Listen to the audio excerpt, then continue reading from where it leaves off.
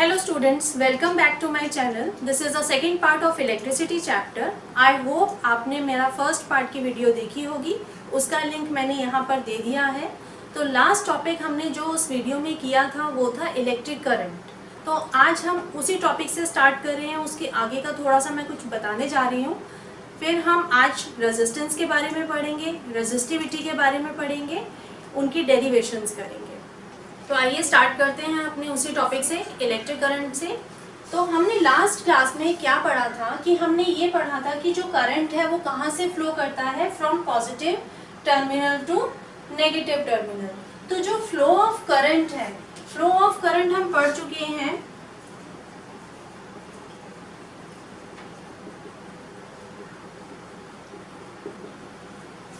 Flow of current, अगर flow of current positive to negative है तो direction of flow of electrons negative terminal to positive terminal है।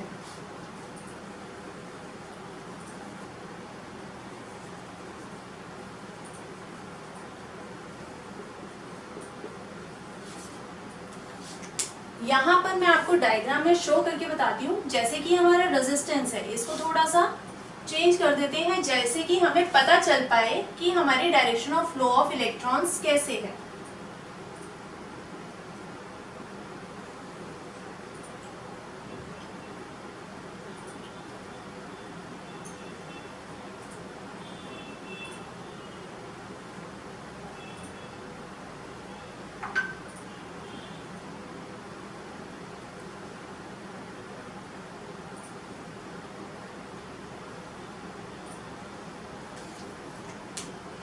तो इस चीज का हमेशा ध्यान रखेंगे कि flow of current positive to negative and flow of electrons from negative to positive terminal हमेशा ऑपोजिट डायरेक्शन होती है।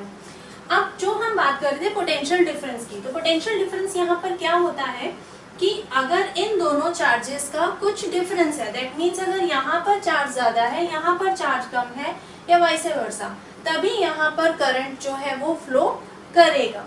ठीक है, वही क्या है exact meaning of potential difference. तभी चार्जेस फ्लो करते हैं, करंट फ्लो करता है।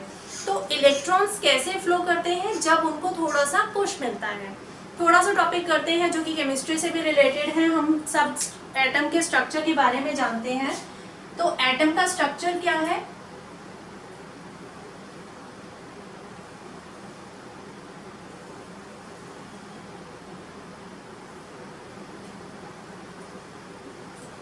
दिस इज न्यूक्लियस, जहां पर हमारे प्रोटॉन्स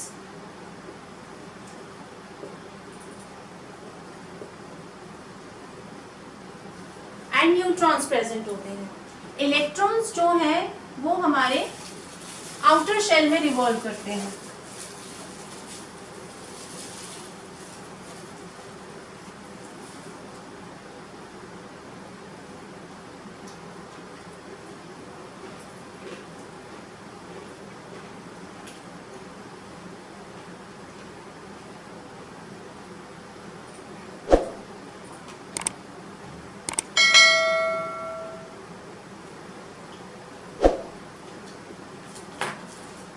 तो हम एक चीज समझ लेते हैं कि यहाँ पर इलेक्ट्रॉन्स क्यों फ्लो कर रहे हैं, क्योंकि जो आउटर मोस्ट शेल है, दैट मीन्स जो वैलेंस शेल है, वहां पर उसका ऑक्टेट कंप्लीट नहीं है। ये चीज हम पढ़ चुके हैं 9th क्लास में भी कि इलेक्ट्रॉन्स या तो रिमूव हो जाते हैं या फिर ऐड कर लेते हैं, गेन होते हैं या लूज होते हैं।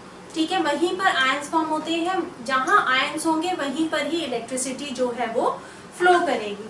दैट मीन्स कि यहाँ पर आउटर मोस्ट शेल में वैलेंस इलेक्ट्रॉन्स, दैट मीन्स उनका ऑक्टेट कंप्लीट नहीं है, तो इलेक्ट्रॉन्स को अगर थोड़ा सा पुश मिल जाएगा तो वो वहां से मूव करना स्टार्ट करेंगे। इससे पहले जो इलेक्ट्रॉन्स होते हैं, अगर मैं वायर में बात करूं तो वो रेंडमली मूव करते हैं किसी भी डायरेक्शन में। कोई इधर जा रहा है, इधर,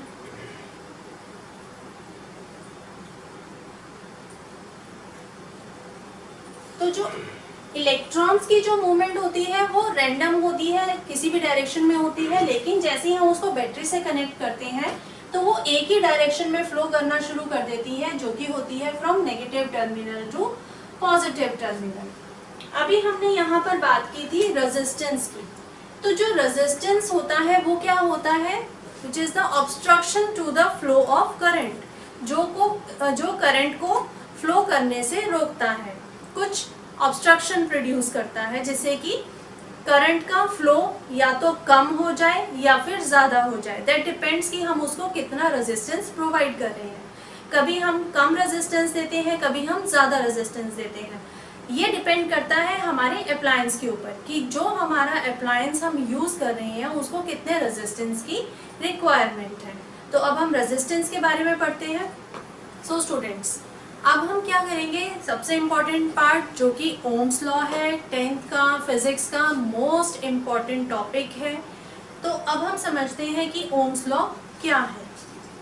पहले डेफिनेशन देख लेते हैं। At constant temperature the current flowing through a circuit is directly proportional to the potential difference across its ends.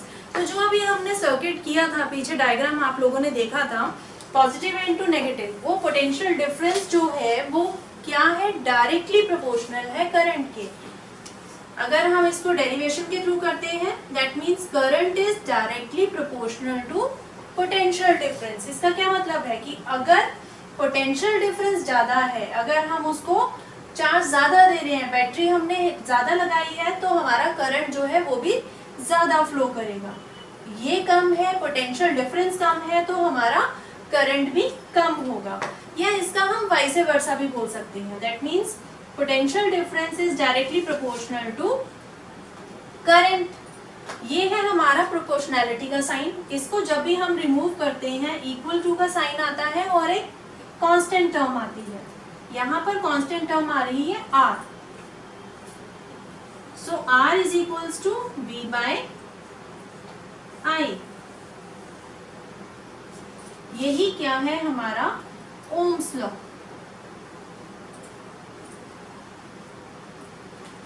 R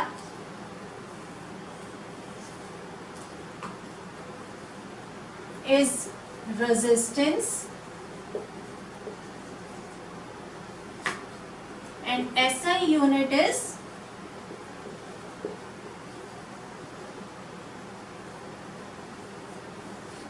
ओम, जिसका सिंबल क्या है ये।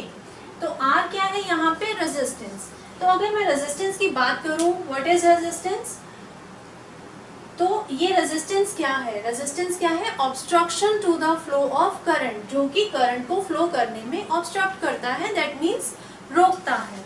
तो R is equals to V by I। तो हम यहाँ से एक चीज और डिराइव कर सकते हैं, I is equals to V by R, और हम V को भी लिख सकते हैं IR। V is equals to IR। That means हमारे यहाँ पर 3 फॉर्मूलाज डिराइव हो रहे हैं। That means R equals to V by I is equals to V by R, या फिर V is equals to IR। तो हम इसमें से कुछ भी, अगर हमारे पास एक चीज मिसिंग है तो हम उसको इजीली फाइंड कर सकते हैं। यहाँ से हमें क्या पता चल रहा है, हमारे पास 2 कंक्लूजन्स आ रहे हैं। That means current is directly proportional to potential difference.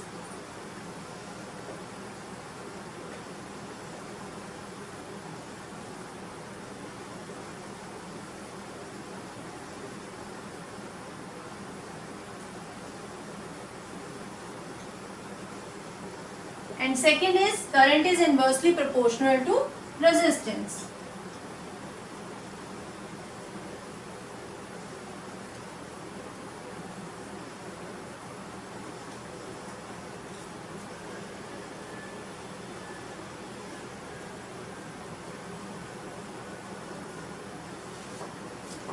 That means अगर हमारा पोटेंशियल डिफरेंस इंक्रीज हो रहा है, डायरेक्टली प्रोपोर्शनल का मतलब है अगर जो डायरेक्टली प्रोपोर्शनल है, एक चीज बढ़ रही है तो दूसरी भी इंक्रीज होगी, एक चीज डिक्रीज होगी तो दूसरी भी डिक्रीज होगी। इनवर्सली प्रोपोर्शनैलिटी में हमेशा कन्वर्स होगा।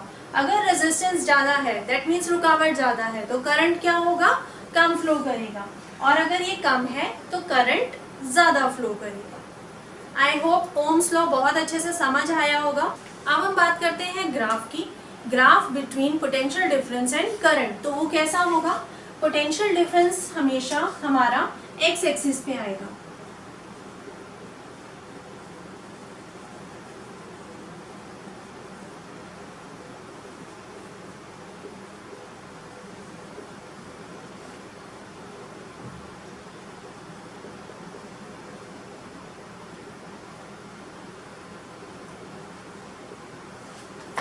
करंट जो है y एक्सिस पे होगा और जब भी इसका ग्राफ ड्रॉ होगा वो एक स्ट्रेट लाइन ग्राफ होगा।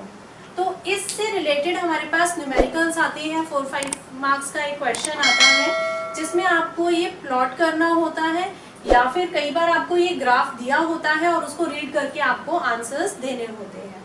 तो ये अगर आपको प्लॉट करना है, उसमें अगर आपकी ये स्ट्रेट लाइन आती है जो कि आप लोग मैथ्स में भी कर चुके हो, लीनियर इक्वेशन, तो सेम वही क्वेश्चन है ये। अगर ये स्ट्रेट लाइन आ रही है दैट मीन्स आपका ग्राफ ठीक है। अगर एक भी पॉइंट आपका पोटेंशियल डिफरेंस और करंट इस स्ट्रेट लाइन पे नहीं आ रहा है दैट मीन्स आपका ग्राफ रॉन्ग ड्रॉ हुआ है। तो ये 5 मार्क का क्वेश्चन है, बोर्ड एग्जाम्स में जरूर आता है। So what are the factors affecting the resistance, तो रेजिस्टेंस को कौन कौन से फैक्टर्स जो हैं वो अफेक्ट करते हैं, दैट मीन्स हमारे किस मटेरियल से या उस मटेरियल के टेम्परेचर से रेजिस्टेंस के ऊपर क्या इफेक्ट आता है। कभी रेजिस्टेंस कम होता है, कभी ज़्यादा होता है, तो डिपेंड करता है जो भी हमारे पास इलेक्ट्रिकल अप्लायंस है हम उसमें किस तरीके का रेजिस्टेंस प्रोवाइड कर रहे हैं। तो ये बहुत इम्पॉर्टेंट है जो कि हमें हमेशा माइंड में रखना है। अगर हम कोई भी इलेक्ट्रिक सर्किट बना रहे हैं तो उसके अंदर हमें रेजिस्टेंस किस टाइप का प्रोवाइड करना है। तो अब हम देखते हैं कि क्या कौन कौन से उसके फैक्टर्स हैं। There are 4 types of factors which affect the resistance.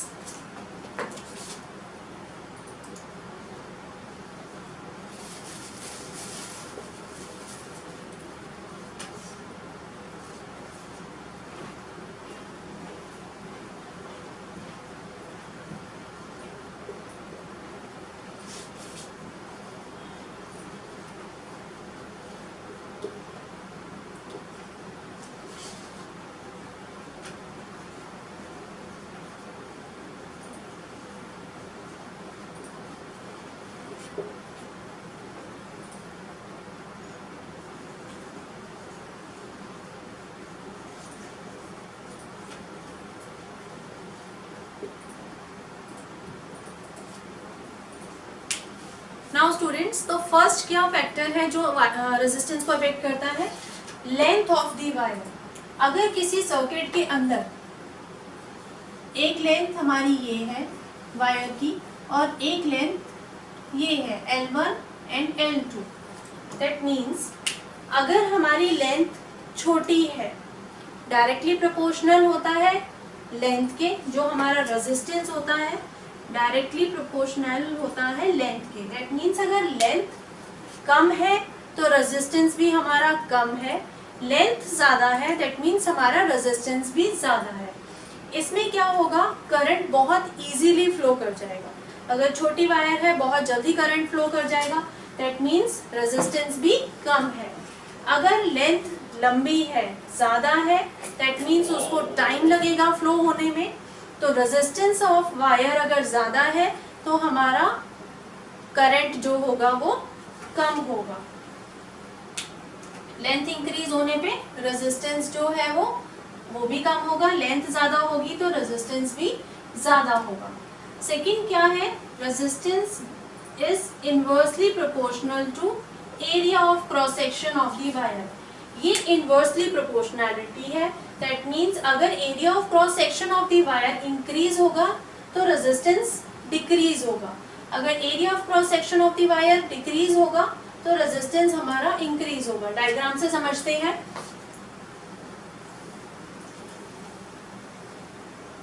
हमारी जो भी वायर्स होती हैं वो सिलेंड्रिकल शेप में होती है। तो अगर हम एंड से देखें तो ये जो फ्रंट पार्ट है ये क्या है, एक सर्कल है, दैट मीन्स हम एरिया ऑफ सर्कल की बात कर रहे हैं। दूसरी वायर है जिसका एरिया बड़ा है,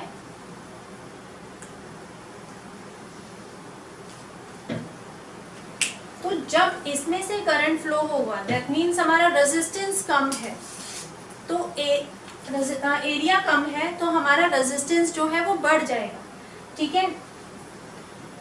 ये कम है, छोटा है, तो रेजिस्टेंस ज्यादा है, मीन्स करंट को फ्लो करने में डिफिकल्टी होगी। अगर यहाँ पर एरिया ज्यादा है दैट मीन्स रेजिस्टेंस कम है, करंट इजीली फ्लो करेगा। स्पेस बढ़ गया दैट मीन्स ज्यादा करंट फ्लो हो सकता है, तो यहाँ पर रेजिस्टेंस जो है वो कम है। एरिया ज्यादा, रेजिस्टेंस कम, एरिया स्मॉल, रेजिस्टेंस बिग, तो यहाँ पर ऑब्स्ट्रक्शन ज्यादा बढ़ जाएगी अगर हमारा एरिया जो है वो छोटा होगा, ठीक है। अब नेक्स्ट बात आती है टेम्परेचर की। टेम्परेचर ऑफ द वायर जो कि हमारे न्यूमेरिकली यूज नहीं होता, डिपेंड करता है कि उसका टेम्परेचर कम कैसा है, ज्यादा है या कम है। जब भी हम करंट फ्लो करेंगे तो जब भी हम करंट फ्लो करते हैं दैट मीन्स हीटिंग इफेक्ट बढ़ता है।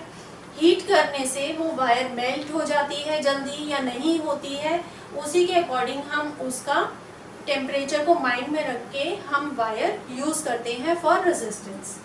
जो मटेरियल हम यूज कर रहे हैं उस पर भी डिपेंड करता है, दैट मीन्स उसमें से कितनी इलेक्ट्रिसिटी या करंट फ्लो कर सकता है। दैट मीन्स वो गुड कंडक्टर है या बैड कंडक्टर है या इंसुलेटर है। यहाँ पर मैं बैड कंडक्टर की इसलिए बात कर रही हूँ क्योंकि कुछ इंसुलेटर्स ऐसे भी होते हैं जिनको हम कम्प्लीटली इंसुलेटर्स नहीं कह सकते कि उसमें से करंट फ्लो करता ही नहीं है। कुछ ऐसे ऑब्जेक्ट्स भी हैं जिनमें से, मटेरियल्स ऐसे भी हैं जिनमें से करंट फ्लो करता है लेकिन बहुत ही कम, तो उन मटेरियल्स को हम बैड कंडक्टर्स कहते हैं। गुड कंडक्टर्स जैसे कि हमारे कॉपर, सिल्वर, एल्यूमिनियम है, और कुछ इंसुलेटर्स होते हैं, ठीक है। तो मटेरियल और टेम्परेचर जो है वो हम डेरिवेशन में यूज नहीं करते। अब अगेन हम प्रोपोर्शनैलिटी का साइन हटाते हैं, तो इक्वल टू का साइन लगाने के बाद हम प्रोपोर्शनैलिटी के बाद एक कांस्टेंट टर्म लगाते हैं। इन दोनों को कंबाइन कर लेते हैं पहले। R is directly proportional to L by A।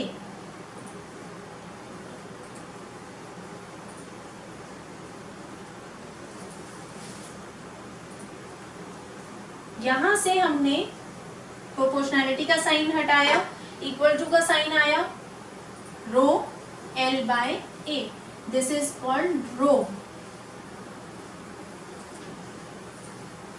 अब यहां से अगर हम रो की बात करें तो ये हो जाएगा RA upon N, and this is resistivity.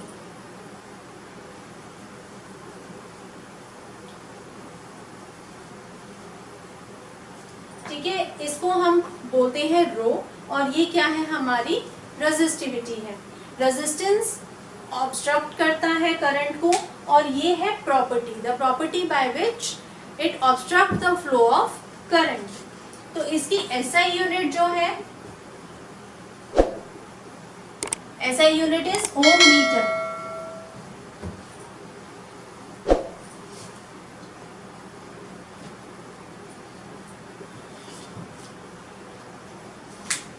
तो ये फैक्टर्स भी जो है, क्वेश्चन कई बार रिपीट होता है बोर्ड एग्जाम्स में, what are the factors affecting the resistance and its derivation या फिर डेरिवेशन ऑफ रेजिस्टिविटी। तो आप लोगों को आई होप बहुत अच्छे से समझ आ रहा होगा। अगर आप लोगों ने मेरा चैनल अभी तक सब्सक्राइब नहीं किया है तो प्लीज़ सब्सक्राइब कीजिए, लाइक कीजिए एंड कमेंट कीजिए, और जितना हो सकता है आप इसको शेयर भी कीजिए, और बेल आइकन दबाना मत भूलिए, क्योंकि जो भी मैं वीडियोस आगे रिलीज़ करूँगी तो उसका नोटिफिकेशन आपको ज़रूर मिलता रहेगा। तो स्टूडेंट्स, अब हम पढ़ रहे हैं कॉम्बिनेशन ऑफ रेजिस्टेंस। तो कॉम्बिनेशन ऑफ रेजिस्टेंस हम कैसे देते हैं? एक तो नॉर्मल रेजिस्टेंस है कि हम उसमें ऑब्स्ट्रक्ट कर रहे हैं या कितना हम उसको प्रोवाइड दे रहे हैं सर्किट को, कितना हमने करंट उसमें से फ्लो कराना है, कितना ज़्यादा फ्लो कराना है, कितना कम फ्लो कराना है। तो दो तरीके से हम रेजिस्टेंस प्रोवाइड करते हैं कनेक्शन में, एक सीरीज कनेक्शन होता है और एक पैरेलल कनेक्शन होता है। तो जब हम अपने हाउस की बात करते हैं, जो हमारे घरों में इलेक्ट्रिसिटी पहुंचती है, वो इलेक्ट्रिसिटी सीरीज कॉम्बिनेशन में होती है। दैट मीन्स जो कनेक्शन है वो सीरीज में होता है।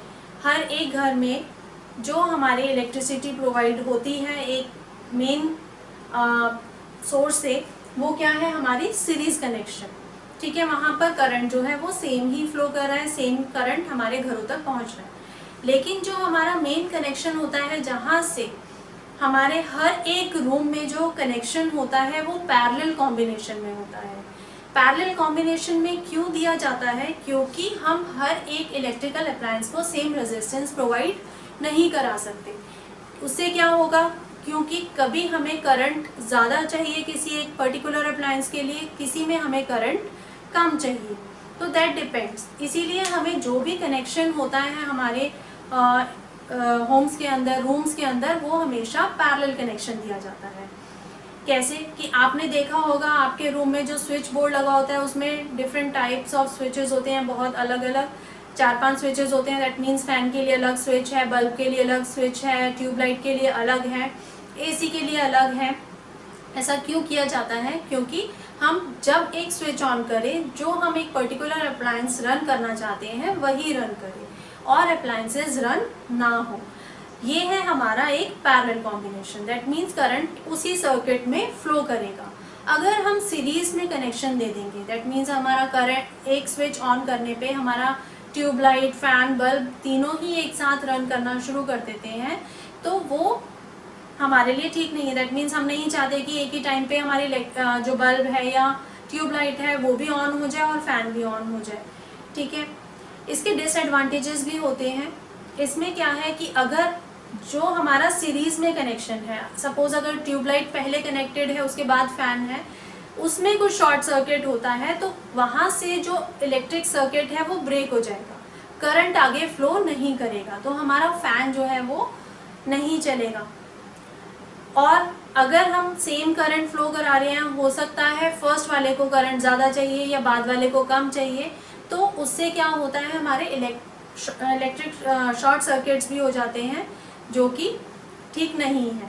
तो इससे बचने के लिए हम हर एक इलेक्ट्रिकल अप्लायंस को पैरेलल कनेक्शन देते हैं। इन केस अगर एक इलेक्ट्रिक अप्लायंस हमारा ख़राब हो गया, उस कनेक्शन में कोई प्रॉब्लम आ गई है, तो हमारे बाकी के जो अप्लायंसेस हैं वो ईजीली वर्क करते रहें, या जो शॉर्ट सर्किट्स हैं उनसे हम बच सकते हैं। तो अब हम डेरिवेशन करते हैं पैरेलल एंड सीरीज दोनों का। तो स्टार्ट करते हैं सीरीज कनेक्शन से। तो resistance in series, that mean हम रिजल्टेंट रेजिस्टेंस देख रहे हैं, टोटल रेजिस्टेंस देख रहे हैं कि इस पूरे सर्किट में से कितना रेजिस्टेंस फ्लो कर रहा है। दैट मीन्स यहाँ पर है ये R1, R2, R3। यहाँ पे पोटेंशियल डिफरेंस हर एक रेजिस्टेंस का अलग होगा। हमें पता है कि रेजिस्टेंस के हमेशा पैरेलल में कंबाइन करते हैं हम पोटेंशियल डिफरेंस वोल्टमीटर। R1 का V1, R2 V2, R3 V3, ये सब पैरेलल में कनेक्टेड होंगे। अब यहाँ पर जो करंट फ्लो कर रहा है, यहाँ पर पूरे सर्किट में से सेम करंट फ्लो कर रहा है। दैट मीन्स I जो है वो हमारा कांस्टेंट है।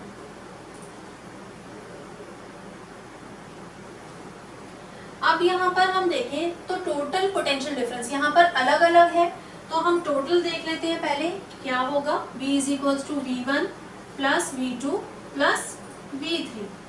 अब हम यहाँ पर इनकी वैल्यूज पुट करेंगे अकॉर्डिंग टू ओम्स लॉ।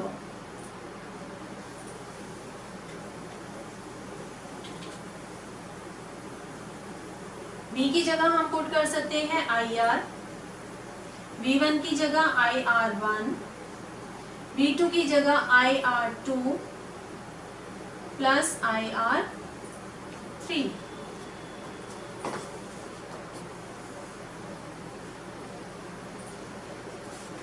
अब हम देख रहे हैं कि करंट जो है वो सब में से सेम ही फ्लो कर रहा है। I कांस्टेंट है, इसको हम कॉमन ले सकते हैं, ब्रैकेट में R1 plus R2 plus R3।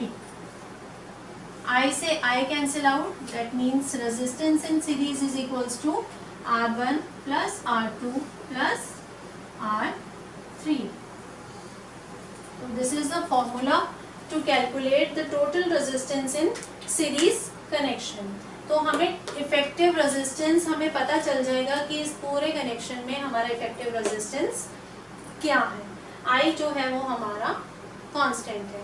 तो रेजिस्टेंस इन सीरीज या फिर रेजिस्टेंस इन पैरेलल जो है वो ज़रूर आता है बोर्ड एग्जाम्स में डिराइव करने के लिए, और इसके साथ एक न्यूमेरिकल भी आता है। तो ये टोटल 5 मार्कर क्वेश्चन है जो कि 90% एग्जाम में आता है। जो हम न्यूमेरिकल्स हैं वो हम बिल्कुल लास्ट में करेंगे, एवरी टॉपिक के हम कवर करेंगे उसमें। तो अभी आप लोग ये डेरिवेशन बहुत अच्छे से समझिए और इसको घर पे प्रैक्टिस भी कीजिए। अब हम बात कर रहे हैं रेजिस्टेंस इन पैरेलल कॉम्बिनेशन की। तो यहाँ पर हमारा पोटेंशियल डिफरेंस अलग नहीं होगा, सेम ही होगा, क्योंकि यहाँ पर अलग अलग कनेक्शंस हैं। यहाँ एक कंप्लीट सर्किट है, ये एक कंप्लीट सर्किट है और ये भी हमारा एक कंप्लीट सर्किट है। अगर हम इन दोनों को ना देखें तो एक हमारा एक कंप्लीट सर्किट है, इन दोनों को ना देखें तो यहाँ पर भी R2 से जो हमारा करंट फ्लो कर रहा है वो भी एक कंप्लीट सर्किट है। तो यहाँ पर जो है करंट अलग अलग फ्लो करेगा, I1, इसमें से I2 करंट फ्लो करेगा, इसमें से I3 करंट फ्लो करेगा। यहाँ पर करंट जो है वो हमारा डिफरेंट है हर एक में, क्योंकि यहाँ पर रेजिस्टेंस जो है वो हर एक में अलग है और एक कंप्लीट सर्किट बन रहा है। यहाँ पर हमारा पोटेंशियल डिफरेंस जो है वो कांस्टेंट है। दैट मीन्स हमें अब टोटल करंट देखना है। I is equals to I1 plus I2 plus I3. Again, according to Ohm's law,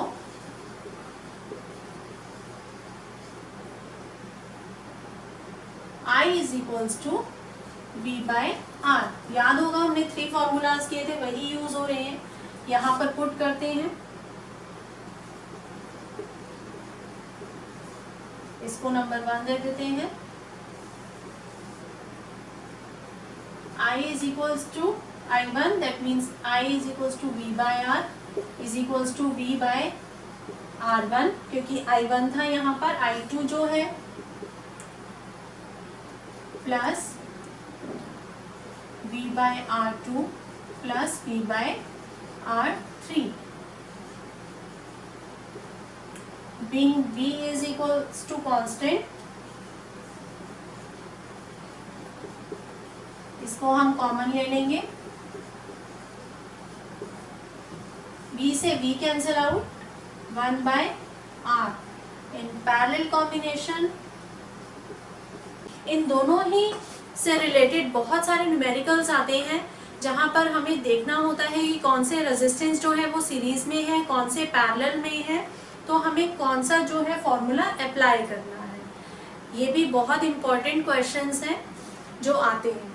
तो यहाँ तक हमारा काफ़ी टॉपिक्स जो है वो कवर अप हो गए हैं। आई होप बहुत अच्छे से समझ आए होंगे। अगर कोई भी प्रॉब्लम है आप लोगों को तो आप कमेंट कर सकते हैं, और प्लीज़ मेरे चैनल को सब्सक्राइब कीजिए, लाइक कीजिए और बेल आइकन को दबाइए। तो दैट्स ऑल फॉर टुडे।